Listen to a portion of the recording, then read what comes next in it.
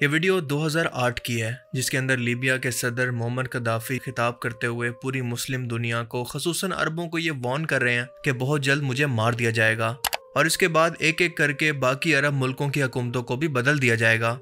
اس لیے ہم سب کو مل کر اکٹھے ہونا ہوگا ورنہ ایک ایک کر کے ہم سب مارے جائیں گے۔ اس وقت قذافی کے اس بیان پر ایک عرب ملک کا صدر باقاعدہ اس بات پر کہکے لگا کر ہنس رہا تھا جیسے یہ کوئی مذاق کی بات ہو، اور وہ شخص اور کوئی نہیں تھا بلکہ اس کا نام تھا بشار الاسد۔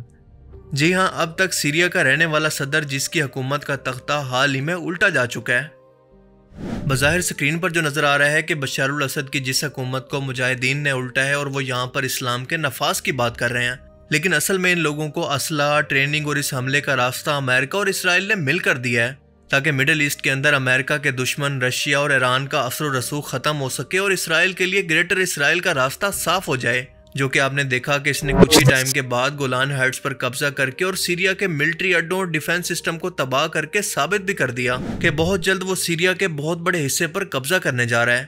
لیکن بدلے میں سیریا کے پاس ان کو روکنے کے لیے کوئی اسلحہ، کوئی مدد، کوئی ملٹری، کوئی عالمی سپورٹ کچھ بھی نہیں ہے۔ سیریا کے آس پاس موجود ملک عراق، مصر، ترکی اور لیبیا خود اکانومیکلی طور پر اس قابل نہیں ہے کہ سیریا کی کوئی بھی مدد کر سکیں۔ یعنی معمر قذافی کی یہ بات آج 2024 کے اندر بالکل سچ ثابت ہو رہی ہے۔ وہ واقعی ایک دور اندیش انسان تھے جن کے دور کے اندر لیبیا نے ریکارڈ ترقی کی اور ان کا یہ ملک عرب دنیا کا سب سے امیر ترین ملک بن چکا تھا۔ لیکن امریکہ اور اسرائیل نے انہیں ہالی ووڈ فلمز کے اندر اور انٹرنیشنل میڈیا کے اندر ایک مسخرے کے طور پر پیش کر کے ہمیشہ ان کی تذلیل کی، لیکن وقت نے یہ ثابت کیا کہ معمر قذافی کی ہر ایک بات بالکل سچ تھی۔ اب بہت سے لوگ معمر قذافی سے صرف اس وجہ سے اختلاف رکھتے تھے کہ آخرکار وہ تو ایک ڈکٹیٹر تھا، یعنی ملٹری پرسن جو کہ بنا عوام کے مینڈیٹ کے حکومت پر قابض تھا۔ لیکن دوستو، معمر قذافی کا یہ ماننا تھا کہ کرپٹ پولیٹیشین اور جوڈیشری جو کہ باہر کی فنڈنگ سے اپنے ملک کے خلاف فیصلے کرے، اپنے ملک کے مفادات کے خلاف جا کر قانون سازی کرے، اس سے بہتر ایک ایسے شخص کا اقتدار کے اندر ہونا بہتر ہے جو کہ اپنے ملک کے لیے مخلص ہو اور اس شخص کو ہر جگہ پر جواب نہ دینا پڑے۔ اور یہ فارمولہ لیبیا جیسے ملکوں کے اندر کامیاب بھی ہوا۔ بشار الاسد کے جیسا ظالم ڈکٹیٹر بھی اقتدار پر قابض ہو کر اگر معمر قذافی کی طرح اپنی عوام کی خدمت کرتا تو اس کو یہ حالات آج نہ دیکھنے پڑتے۔ سیریا کی حکومت مخالف قیدیوں کی جیلوں سے ایسی خوفناک ویڈیو سوشل میڈیا پر سامنے آ رہی ہیں کہ ان کو دیکھ کر دل ایک دم دہل جاتا ہے، جیسے یہ کوئی سرنگوں کا جال ہو۔ کئی تہہ خانوں کا تو ابھی تک پتہ ہی نہیں چلایا جا سکا کہ وہ کہاں پر موجود ہیں۔ اور بشار الاسد کا عالی شان محل جس کے اندر دنیا کی قیمتی ترین گاڑیوں کے کئی گیراج موجود ہیں، یعنی سیریا کی دولت کو لوٹنے کے بعد اپنے اثاثے بنانا، اپنی عوام پر ملٹری ٹینکس اور بوم سے حملہ کرنا، اس طرح کے ظالم شخص کو ایک نہ ایک دن عوام کے ہاتھوں حساب دینا ہی پڑتا ہے۔ لیکن معمر قذافی ایک الگ انسان تھے اور اگر اس وقت ان کی وارننگ کو سیریس لیا ہوتا تو نہ آج عراق تباہ ہوتا، نہ شام، نہ فلسطین اور نہ لیبیا۔ لیکن کہتے ہیں نا کہ تیری یاد آئی تیرے جانے کے بعد۔ اپنی طرف سے تو قذافی نے بہت کوشش کی کہ عرب ملکوں کو ایک دشمن کے خلاف اکٹھا کر سکیں، لیکن ان کی اپنی عوام اس دشمن کی چالوں کا شکار ہو کر باغی بن جاتی ہے اور خود اپنے ہاتھوں سے انہیں قتل کرنے کے بعد وہ لیبیا جو کہ ایک وقت کے اندر اپنی شان و شوکت، اپنی امیری اور سب سے بہترین لائف سٹائل کے لیے جانا جاتا تھا، قذافی کے جانے کے بعد اب ایک جہنم بن چکا ہے۔ جیسا کہ انہوں نے خود کہا تھا کہ اگر میں چلا گیا تو لیبیا کی شان و شوکت بھی اپنے ساتھ لے کر جاؤں گا۔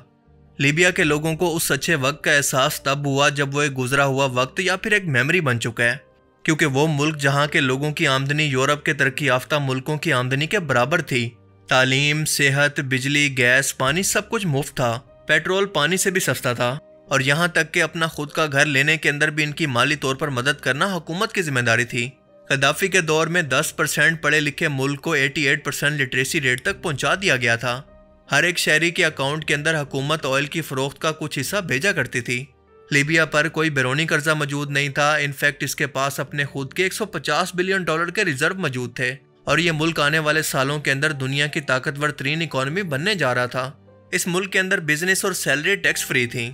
اور آج قذافی کے جانے کے بعد اس ملک کا یہ حال ہے کہ دنیا کے تمام مافیا، دہشت گرد یہاں پر موجود ہیں اور یہ ملک مکمل طور پر برباد ہو چکا ہے۔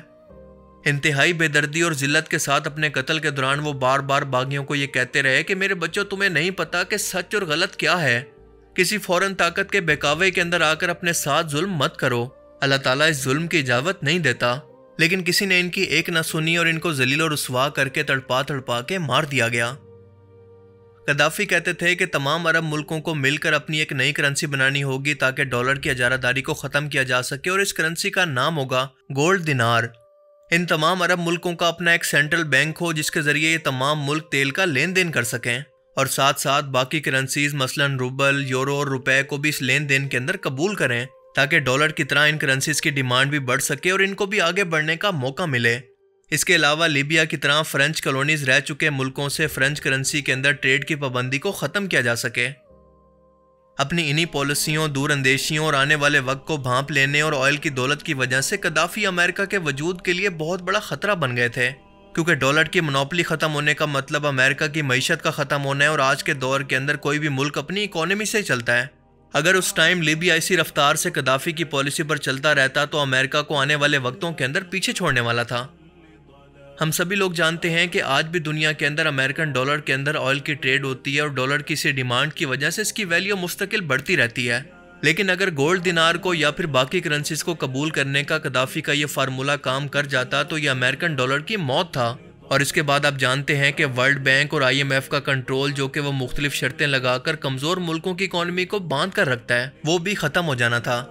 यानी दुनिया के तमाम तरक्की याफ्ता मुल्क अमेरिका और इसके इदारों के तसल्लुत से आज़ाद हो जाते और गद्दाफी की देखा देखी सब मुल्क आहिस्ता आहिस्ता इसी के नक्शे कदम पर चल पड़ते। लिहाजा इसको इबरत का निशान बनाना ज़रूरी था। इसके अलावा गद्दाफी नेटो की मदाखलत के भी सख्त खिलाफ थे और किसी भी मुल्क को अपनी सरजमीन पर बेस बनाने नहीं देना चाहते थे। इन्होंने ऑयल को नेशनलाइज कर दिया था, यानी बाहर की कोई कंपनी यहाँ से आकर ऑयल नहीं निकाल सकती थी, लेकिन वेस्ट को तो ये ऑयल हर सूरत में चाहिए था। सो गद्दाफी ने उनके पास और कोई ऑप्शन नहीं छोड़ा। इसके अलावा वो बार बार यूनाइटेड नेशन के अंदर नेटो और वेस्ट की पॉलिसीज पर खुलकर एतराज़ करते। सो आखिरकार फ्रांस, अमेरिका और इसराइल ने मिलकर इसको रास्ते से हटाने का प्लान बनाया, लेकिन किसी हथियार के इस्तेमाल से नहीं बल्कि एक सोची समझी साजिश से। और इस साजिश का पता उस वक्त चला जब हिलरी क्लिंटन का ईमेल अकाउंट हैक हो गया। नेटो फोर्सेस ने मार्च 2011 के अंदर इस बुनियाद पर कि गद्दाफी ने अपने खिलाफ एहतजाज करने वाले लोगों पर हथियारों का इस्तेमाल किया है, लीबिया पर हमला शुरू किया। उस वक्त ये टोटल 17 मुल्कों की फोर्स थी, लेकिन इस मुल्क को मुकम्मल तबाह करने के बाद ये फोर्सेस आज वापस चली गई हैं। लेकिन लीबिया के लोग आज भी अच्छे मुस्तकबिल के मुंतजिर बैठे हैं, जिस मुस्तकबिल के ख्वाब दिखाकर नेटो इनके मुल्क के अंदर दाखिल हुआ था। और इन लोगों को आज समझ आ चुकी है कि दुश्मन ने हमेशा ताकत का इस्तेमाल करने की बजाय मीडिया और साजिश के जरिए लोगों को ब्रेन वॉश करके हुकूमतों को गिराने का तरीका सीख लिया है। लेकिन दोस्तों, जब तक किसी मुल्क की आवाम भी किसी मुखलिस लीडर के साथ ना हो तब तक इस मुल्क का हाल भी लीबिया जैसा ही होता है। बिल्कुल ऐसे ही जैसे इराक के अंदर सदर सद्दाम हुसैन का हुआ तो फलस्तीन के अंदर यासिर अराफात का, पाकिस्तान में जुल्फ़िकार अली भुट्टो का, तो मिस्र के अंदर अनवर सादात का और सऊदी अरेबिया में शाह फैसल का।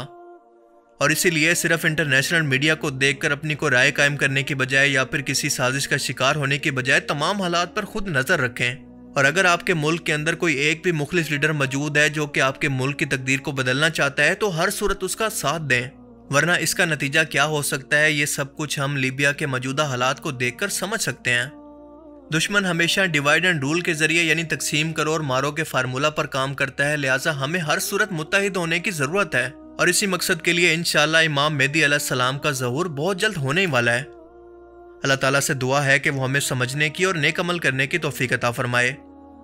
आमीन।